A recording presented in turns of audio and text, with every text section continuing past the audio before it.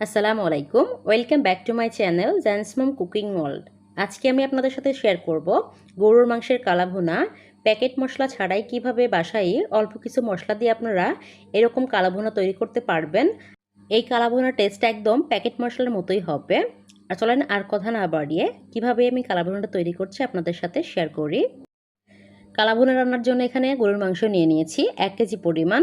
এখানে হাড়, চর্বি এবং কলিজা সহ মাংস নিয়ে নিয়েছি। আপনারা এখানে কালাভুনাটা তৈরি করার জন্য সব রকমের মাংস নেওয়ার চেষ্টা করবেন।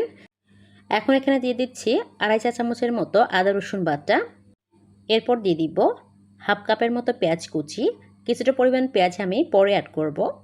দিয়ে দিচ্ছি 1 চা চামচ মরিচের গুঁড়ো। মরিচের গুঁড়োটা আপনারা বাড়িয়ে কমিয়ে নিতে পারেন, যে যেরকম ঝাল খান। দিয়ে দিচ্ছি 1 চা চামচ ধনিয়ার গুঁড়ো। দিয়ে দিচ্ছি 1.5 চা চামচ হলুদের গুঁড়ো। এরপর দিয়ে দিব 1 চা চামচ জিরার গুঁড়ো। দিচ্ছি 1 চা চামচের একটু কম হবে গরম মশলার গুঁড়ো। এখন এখানে আস্ত মশলা অ্যাড করব। এর জন্য দিয়ে দিচ্ছি 10-12টা গোলমরিচ। এরপর দিয়ে দিচ্ছি 4টা লবঙ্গ। এরপর দিচ্ছি 2টা কালো এলাচ।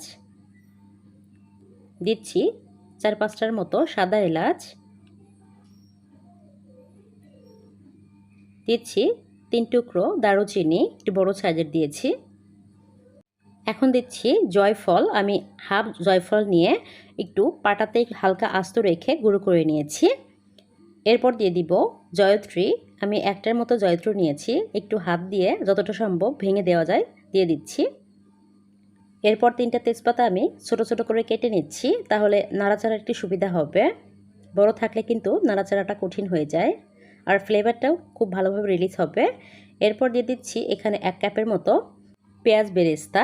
আপনারা অবশ্যই কালাভুনাতে বেরেস্তা দেওয়ার চেষ্টা করবেন, তা না হলে কিন্তু কালাভুনাতে কালার আসবে না। এরপর স্বাদমতো লবণ দিয়ে দিচ্ছি। এরপর এখানে দিয়ে দিচ্ছি মেইন ইনগ্রেডিয়েন্টস। এখানে দিয়ে দিচ্ছি রাঁধুনি।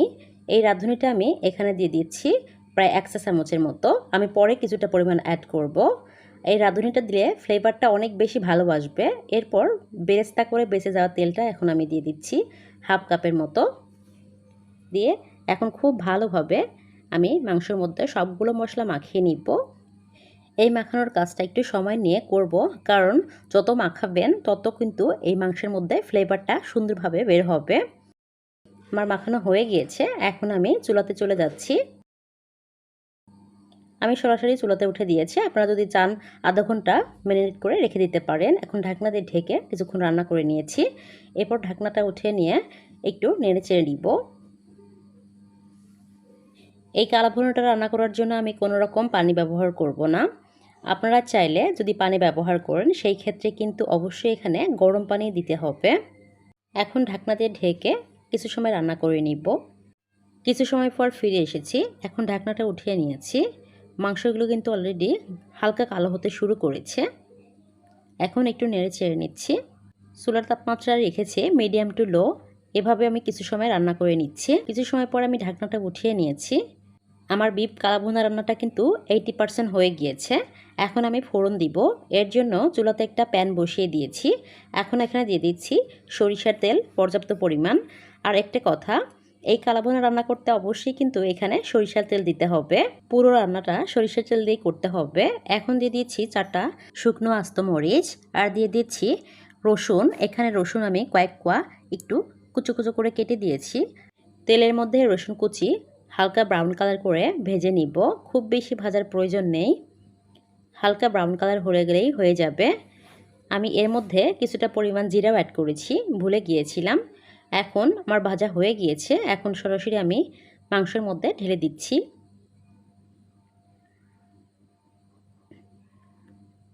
এখন এই ফোড়নটা আমি মাংসের মধ্যে খুব ভালোভাবে নেড়েচে মিশিয়ে নিব। এই কালাভুনাতে যখন এই ফোড়নটা দেবেন, এর স্বাদটা কিন্তু অনেক গুণ বেড়ে যাবে। কালাভুনার ফ্লেভারটা অনেক সুন্দর আসবে। এখন দিয়ে দিচ্ছি পেঁয়াজ। আমি পেঁয়াজ থেকে কোয়াগুলো একটু ছাড়িয়ে নিয়েছি।